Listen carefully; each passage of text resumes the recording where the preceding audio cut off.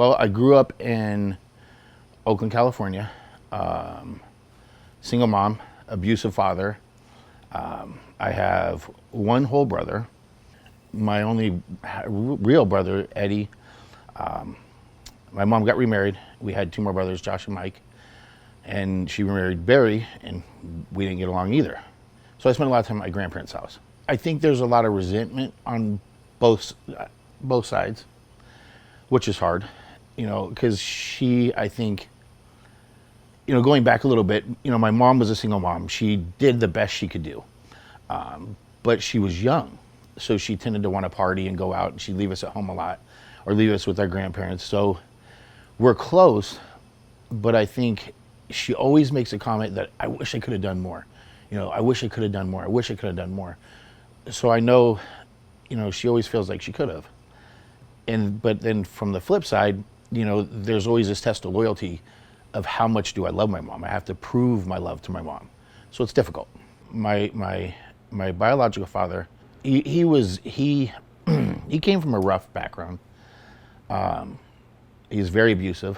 He got hooked on opiates when I was just young, in and out of my life a lot. When he was in my life, he was, generally speaking, beating me up. And then he'd beat my mom. And then he got hooked on meth and disappeared. He's a child molester. So I guess he took off and ended up in Mexico for a while and came back, and I went through a rough patch, and I ended up like hooking up with him again. But I didn't use drugs or anything at that point. And I don't know, I guess I wanted my dad. It's not that he disappointed me, he just wasn't the dad that I pictured in my brain. Like, I had this idea of a dad, is gonna build a car with you and teach you how to lift weights and do things with you. And my dad didn't do that. My dad, wanted to run around with women. When I would go see him, my brother on the weekends, and he would leave us at the apartment, go get candy, and then leave us at the apartment at that age and just take off for the weekend. It sounds bad, but that's the cards you're dealt. So I didn't know any different. So to me, it wasn't bad. It was just like, oh, okay, dad's gone. So then, he ended up leaving at that point again. He took off, and I didn't see him for a long time. And I would idolize him in ways. And I would find out, I guess, and see, that he's a registered sex offender. And I remember, like, wow, that can't be my dad. There's no way that's my dad.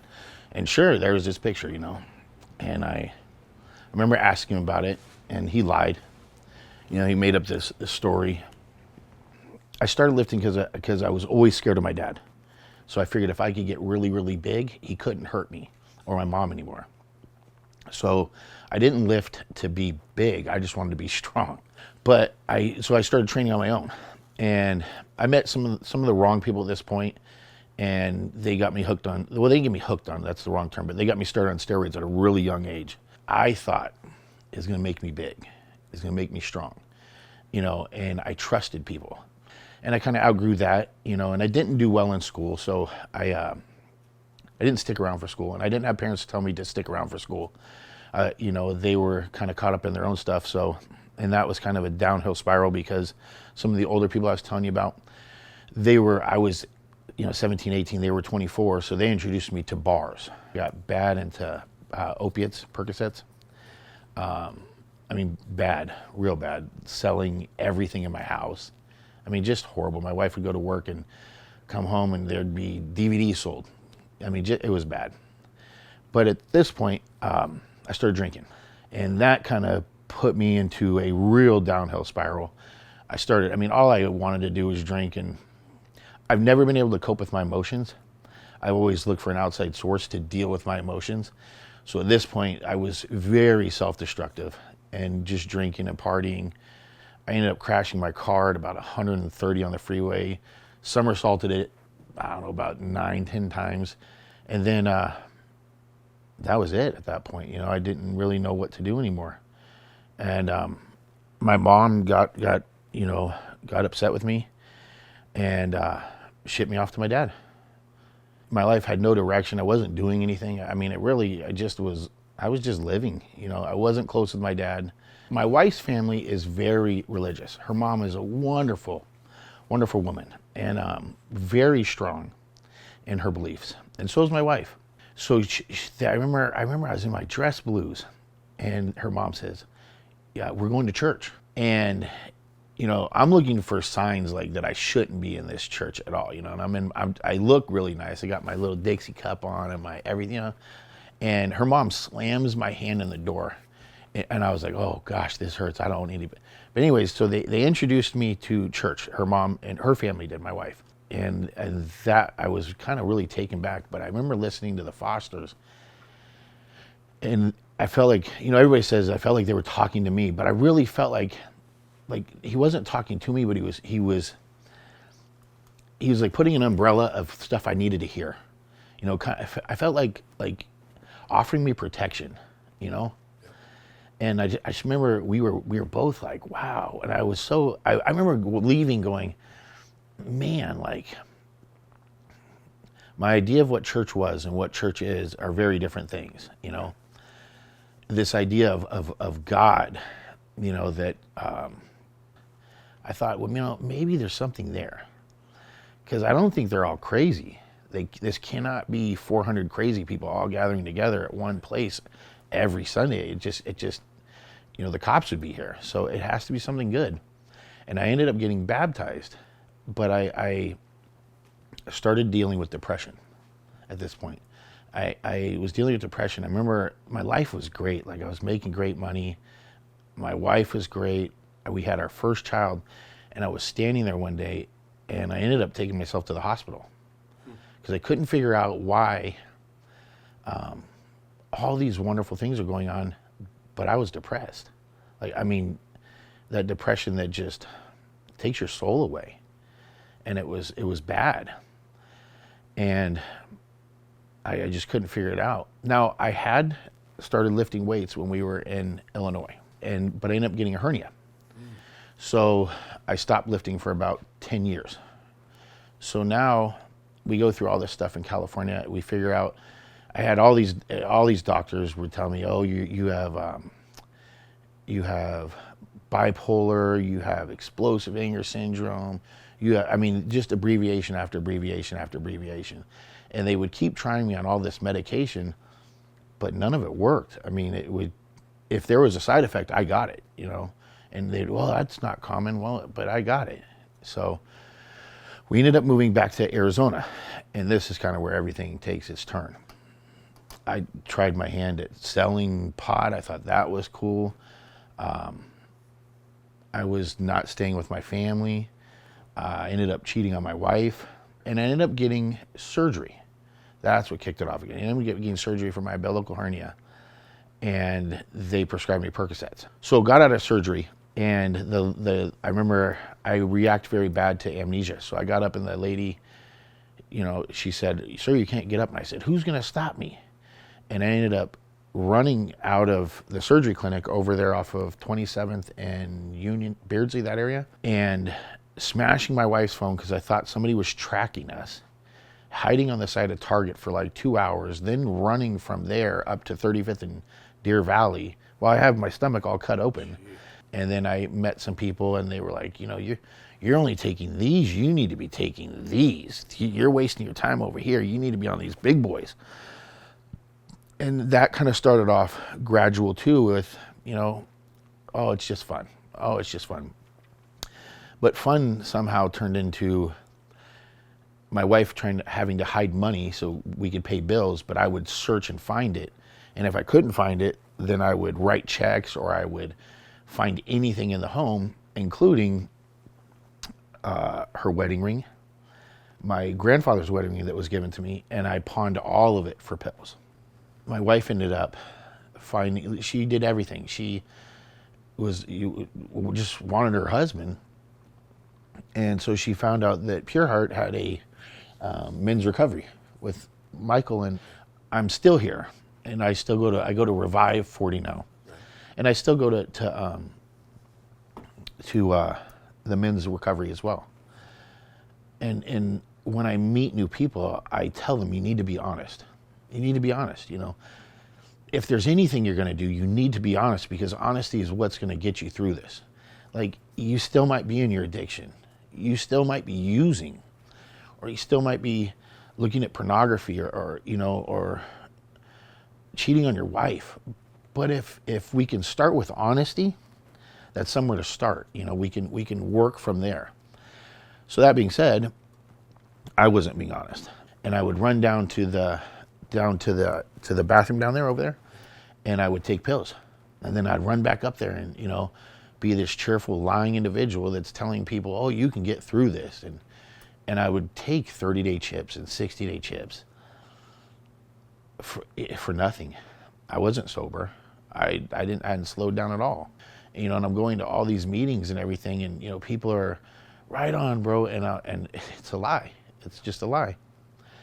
So a profound statement was said at this time by Michael. Michael says, look, bro, this is going to end one of two ways. That's it. Like, he saw through it. He saw what was up. And he said, you're either going to lose everything, including your life, or everything, or you're going to lose everything and go to prison. And I remember looking at him, and my wife was there, and I'm like, this dude he's nuts. He doesn't know me.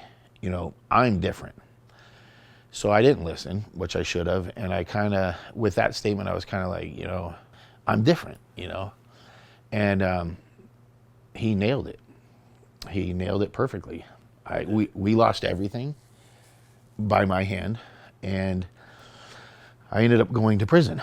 And it's funny because my wife left on her own. Got everything back. She did way better with me gone, which was hard. So I ended up not going to prison for drugs, which is odd. I ended up going to prison for running from the police. Okay. Everybody can look me up. It's 298-503. That's my prison number. Okay. I ran from the police, and this is a God moment now. And so we get this prosecutor, and I'll never forget his name. This man saved my life. I hated him. If at that point I hated him. So I'm sitting in prison. I was in county for 6 months fighting this case, and I was in there for 1F5, and it was unlawful flight from a police vehicle. And I'm seeing these other people come in with the same charges, and some more, some less, and they would go to court and be out the next day. And I would be like, dude, how does that work? Oh, I have priors. And I'm going, I don't have priors. And long story short, we ended up going all the way through to a settlement conference. And the judge my wife had spent all this time. She had, 48 letters of character. People from the military wrote letters. Phoenix detectives wrote letters. Cops wrote letters. And the judge even goes to him like, come on, man, work with us. And he goes, okay, I'll take 3 months off. And I was like, oh, thanks. But that's what God wanted. I know that sounds weird, and I know people say that, through so many things, but there was no reason for me to get 3 years. There was none. So I ended up going to prison, and in prison, I started reading the Bible. I spent every day in the Bible. Nothing was bad. There wasn't a bad day. I wasn't in a bad place. My marriage, I don't know, if people believe me or not, but my marriage was perfect. It was amazing. I didn't desire anything. I didn't want anything. Literally, when I say, I was in heaven, but I was in prison. But I found, when you make everybody equal, when you strip everything away, when you take off the shoes, the clothes, and everything else, and you all have the same, it's funny what matters, And what mattered to me was rediscovering myself and becoming happy with myself. And I would read my Bible, and I would talk to my wife twice a day, every day. And it was like clockwork. 5 o'clock I called. And we were so happy. Like, things were perfect. And then I got out. Today where we're at is, I'm still screwed up. I'm still all messed up. I still have so much baggage. I'm still going to classes because, just like a little kid, you learn from somebody who went before you. I'm in Revive 40. I still go to the Monday night classes, and you have to have faith. You have to believe in God. If you can't find God on your own, find somebody that can with you. I don't know how to put it in words. Like, I couldn't find God. I found it through my wife. My wife introduced me to God. So if I can't find him on my own, and if I'm talking to a man, be man enough to stand up and admit you can't. Say it's all right. I will. Okay, I'm screwed up still. I'm way screwed up. I still have issues that I deal with every day. Like I said before, I'm going to class right now to deal with porn addiction and not cheating on my wife. I have to be taught like a child not to do these things, right? If you can't do it on your own, find somebody that can, somebody that's willing to bear that weight with you and that loves you enough to carry you along. It's all possible. But if you think that you're going to do this by yourself, just lay down and wait then. Because nothing's going to happen.